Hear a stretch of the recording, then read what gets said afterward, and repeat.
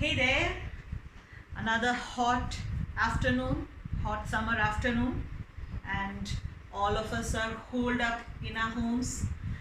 Holed up, yes, but not bogged down, isn't it? Let's not get the need to be staying at home bog down our spirits, okay?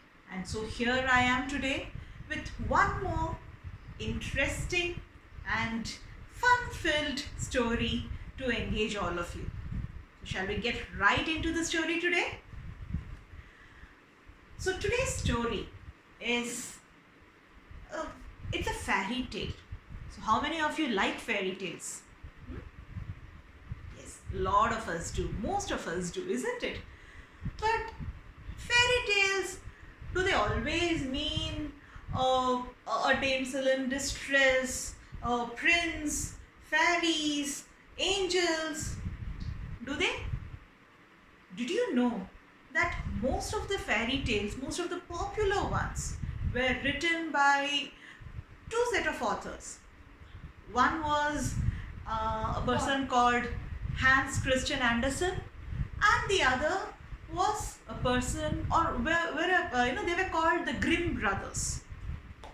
So the most interesting part of it is that these fairy tales that now are mostly told to and enjoyed by children, but these tales were actually written by these authors to, in a sarcastic manner, portray the situation, the political and the social situation in those times, mostly in Europe and in many of the Western countries.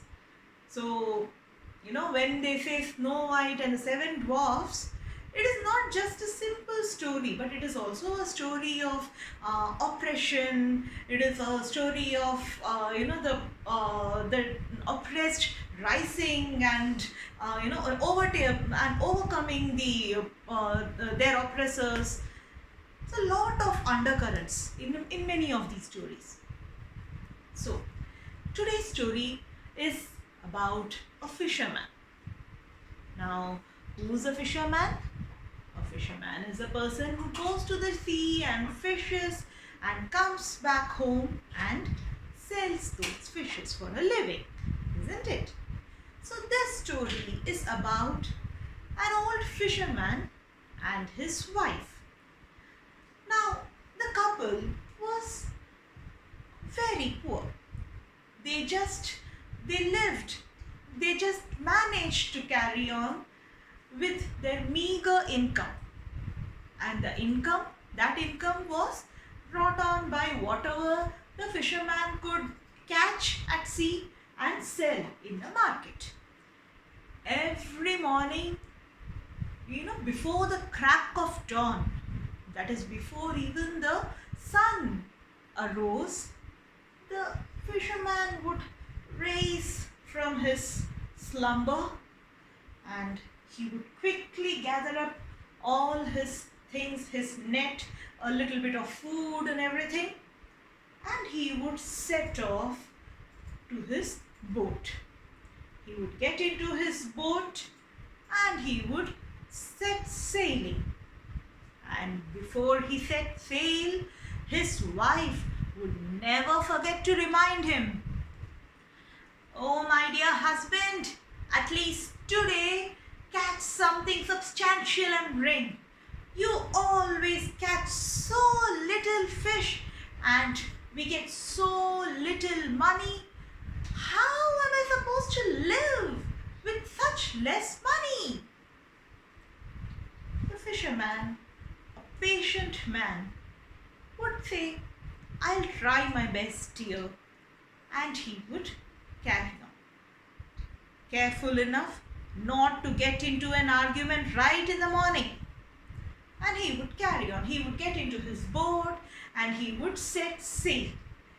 Ye-le-lo, ye-le-lo, ye-le-lo, ye-le-lo, ye-le-lo, ay-la-sa, ye-le-lo, ay-la-sa, ye-le-lo, ay-la-sa, ye-le-lo, Ailasa. So bobbing up and down on the waves, he would carry on. He would sail and sail and sail till he would reach a spot where he would guess that he might find some good catch. And there he would throw his net and he would sit waiting.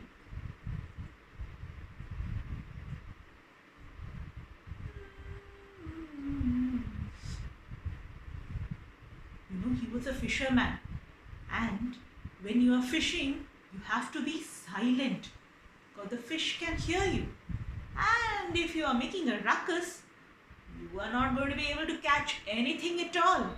So there he would sit silent. Suddenly something, okay, he would feel as if something has been caught in his net, and he would pull.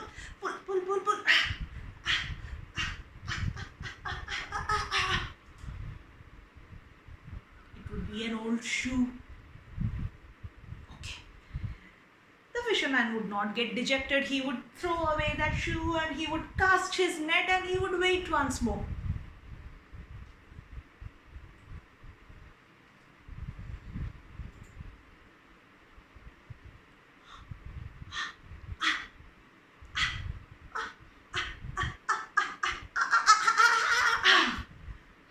One fish. So like this, after gathering as many fish as he could the entire day, he would sail back home.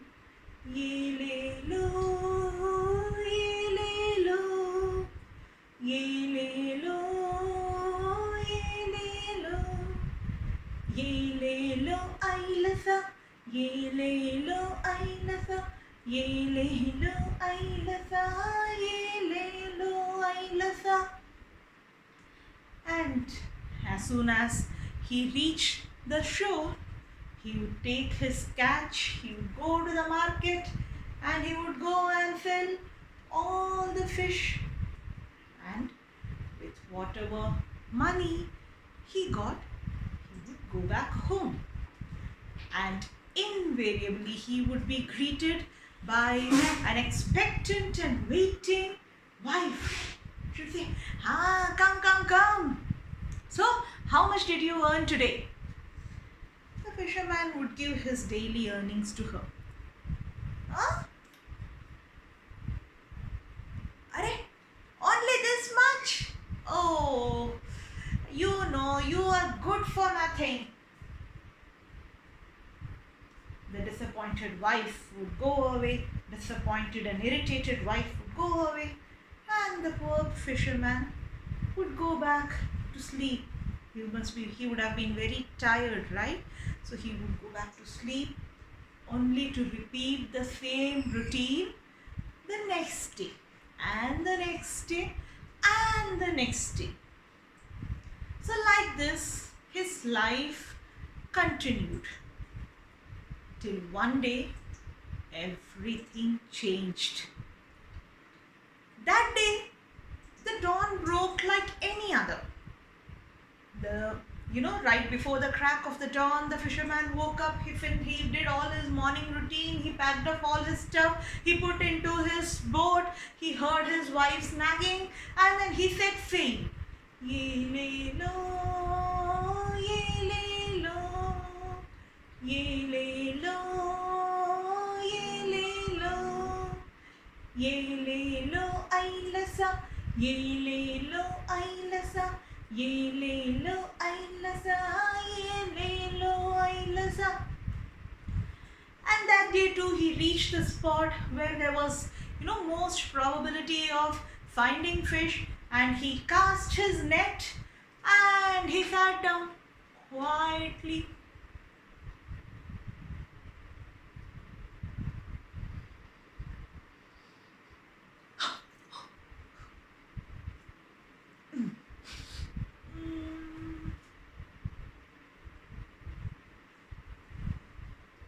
Only difference was that that day something huge came into his net.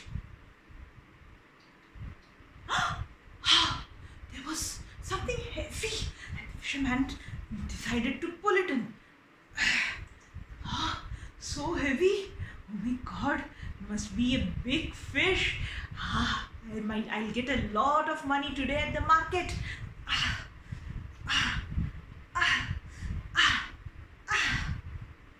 And with all his might, the fisherman pulled the net back in. And as he pulled the net back in, what did he see in his net? There came a fish like nothing he had ever seen before. The poor fish was shivering because, yes, it was of course out of water, isn't it? Poor fish was shivering and it was saying, please, please, please, please save me. Please don't catch me. Please let me go. Please let me go. The fisherman had never seen anything like it in his entire life.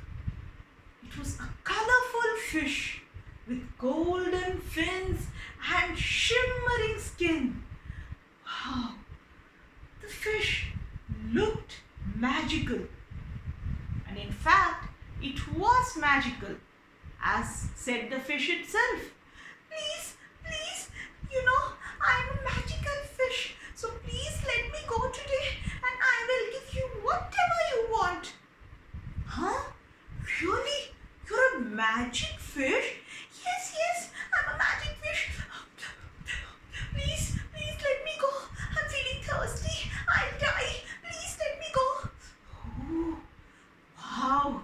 I am so fortunate to have seen something like this.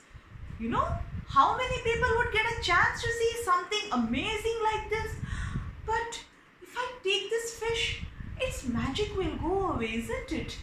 Oh, poor fish. See how it is shivering and how much trouble it is in. So saying, the kind fisherman told the fish, okay, don't worry, my dear magic fish. I will let you go today. Here, go.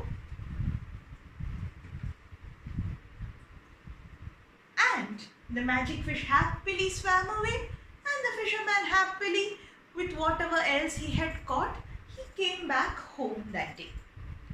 After he had sold whatever and he had come back home, he told his wife, hey, my dear wife, do you know what happened today? Something amazing. Come, I will tell you. The wife, who was, again in her usual irksome, irritable mood, she said, what happened? The fisherman said, today while I was waiting with my net, spread out, I suddenly caught something heavy. And when I pulled it in, you know what it was? It was a magic fish. Wow, you should have seen it. It was so resplendent. It was so shiny, so bright, shimmering in the sun. And it spoke to me. Do you know? Can you believe it? It spoke to me. And it told me that it was a magic fish. And it begged me to let it go. So poor fish, So I let it go. The irritable wife looked up. What? Yes, magic fish, my dear wife. And you let it go? Yes, my dear wife. What could I do? Such a poor fish and such an amazing creature. I didn't have the heart to kill it.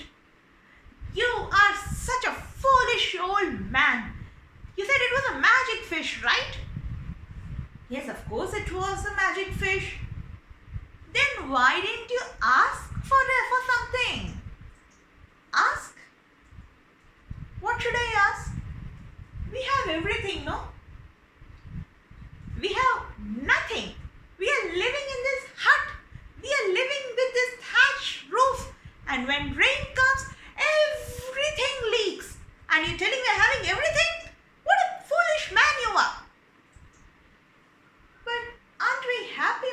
wife.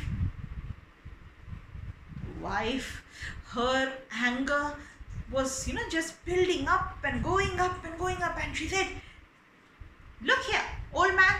So tomorrow you are going to go to that fish once more. You're going to find it. I don't know. You have to find it no matter what. You're going to find it and you're going to ask that fish for a better house. If you don't ask..."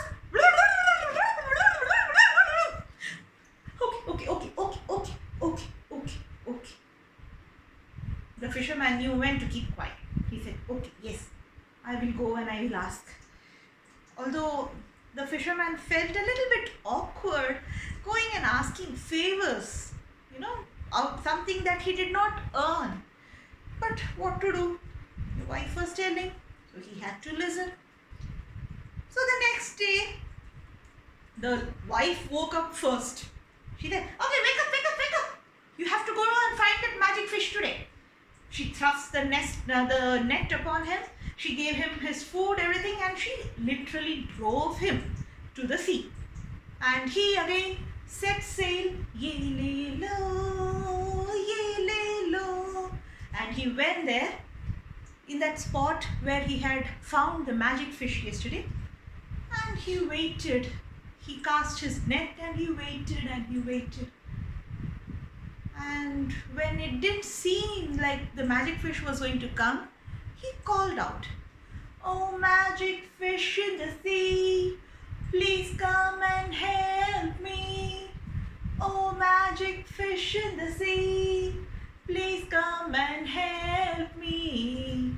Oh, magic fish in the sea, oh, magic fish in the sea." And sure enough, he soon saw a shimmering creature, the most resplendent creature that he had ever seen, bobbing up and down in the waves. And the fish came to him and said, "Yes, my dear fisherman, what is it that you want?" "Oh, hi fish, how are you? Are you doing fine today?" "Yes, thank you, my dear fisherman, for letting me off yesterday. I'm quite well, thank you. What do you want?" I just need one small favor." The fisherman was not very accustomed to asking favors, so he felt a little bit awkward and he felt a little bit embarrassed asking. But still, he carried on. "You see, when I told my wife about your magic, she wondered if you could give us a better house to live in. Is it possible? A better house? Just see if it is okay." "Ha ha ha ha ha. Just that much. No problem. You go home today and you will find a better house waiting for you." "Really? Oh, thank you so much." So saying, he said bye. And the fish also said bye. And it went off. And the fisherman also set sail back home. Yele-lo, yele-lo, yele-lo, yele-lo. He was eager and excited to reach back home. So he was sailing fast. Yele-lo, yele-lo, yele-lo, yele-lo. And he went home, straight to his home.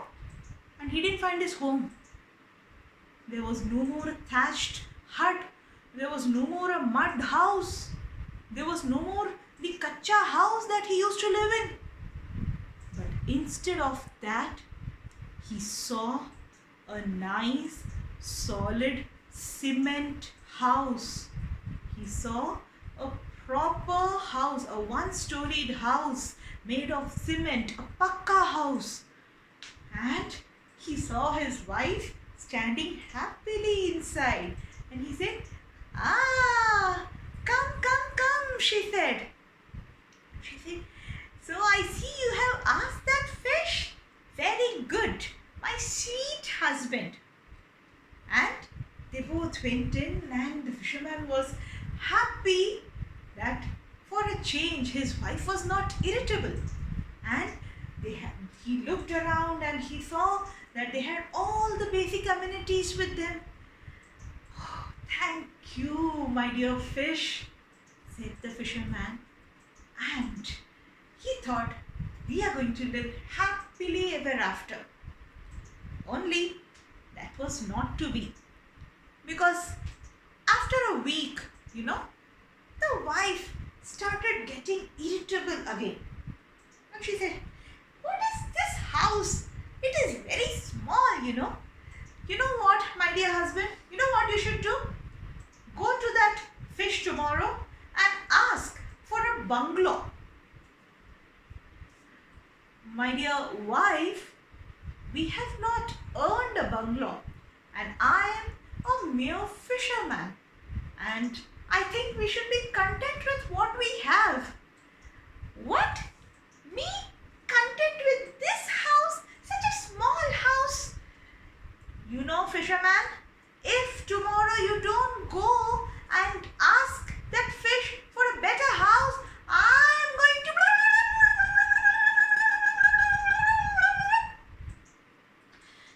So the fisherman said, okay, calm down, okay, shh. I'll go tomorrow and I'll ask the fish to give us a bungalow, right? Bungalow you want. Okay, fine. I'll ask. Okay, fine, I'll ask. The next morning, the fisherman again set out. He went to that place where he would find the fish, and he again called out, "Oh, magic fish in the sea." Come on, all of you repeat after me. "Oh, magic fish in the sea, please come and help me. Oh, magic fish in the sea, please come and help me. Oh, magic fish in the sea, please come and help me." And sure enough, there came the splendor-filled, the beautiful fish. Only now when the fisherman saw it, it's shimmering and its shine seemed a little bit faded. The fisherman thought his eyes must be deceiving him. So he said, "Oh, hi fish, how are you doing?" "Hello fisherman, I'm fine. Tell me, what do you want?" "Oh, you understood that I came to ask you for a favor, is it?" "Okay. Actually, my wife thinks that house is a little bit small. So could you please give us a bungalow? Just see if it is possible. Bungalow. "Okay, you go back home and you will find a bungalow waiting for you." "Oh, thank you so much, dear magic fish. Thank you so much. Bye."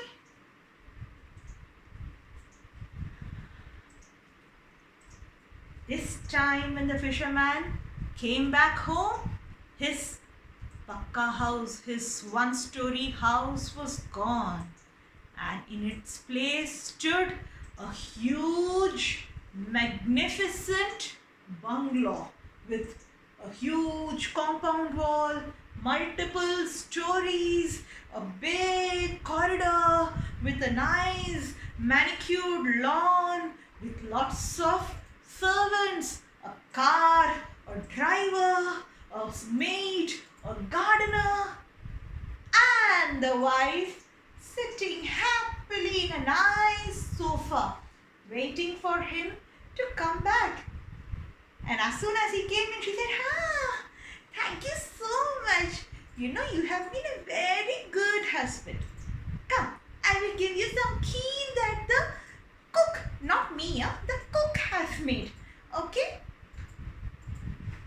And they lived in the bungalow, hopefully, the fisherman hoping that it would be happily ever after. But only it was not to be. Because again, after a week, the wife began getting irritable again. She said, "These people, these servants, they don't listen to me at all. I'm such an important person, but these people don't listen to me at all. My dear husband, come here." So the poor fisherman went and asked, "What happened, my dear?" "Tomorrow you're going to go to that fish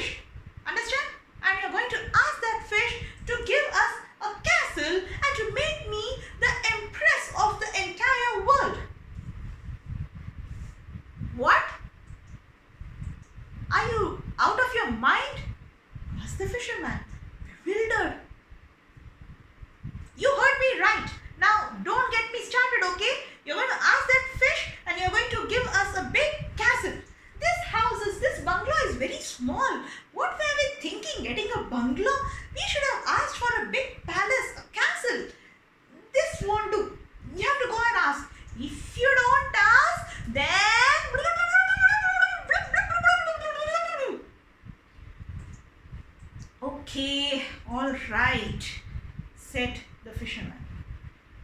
But he couldn't sleep that night. When was this all going to end? What all could he keep asking the fish?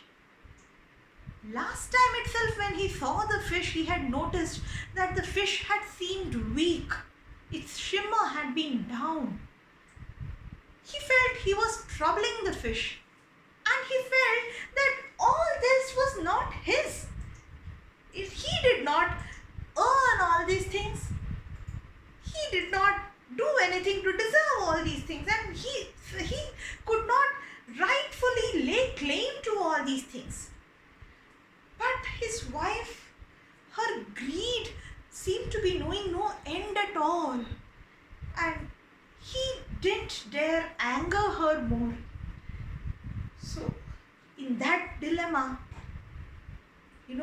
torn between his honesty and his wife's greed, the fisherman set out once more the next morning. He set out in his old boat with his net, and he went, ye-lay-lo, ye-lay-lo. He went out to the sea, he waited at the spot, and he called out to the fish, "Oh, magic fish in the sea, please come and help me. Oh, magic fish in the sea, please come and help me." And the fish came, and when the fish came, the fisherman got the shock of his life. Its shimmer was gone, its skin looked faded, and the fish itself looked weak. It looked as if it was dying. "Oh my God, fish, what happened to you? Oh God, did I do this to you?" "I don't think so. But I think all the magic that I have used up to give you your homes, that has made me weak, I think. But it's okay, my dear friend. Don't you worry. Now tell me, what do you want?"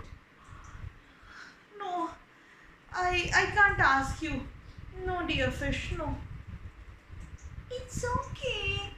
Ask me. Come on." The fisherman, he tried as he might.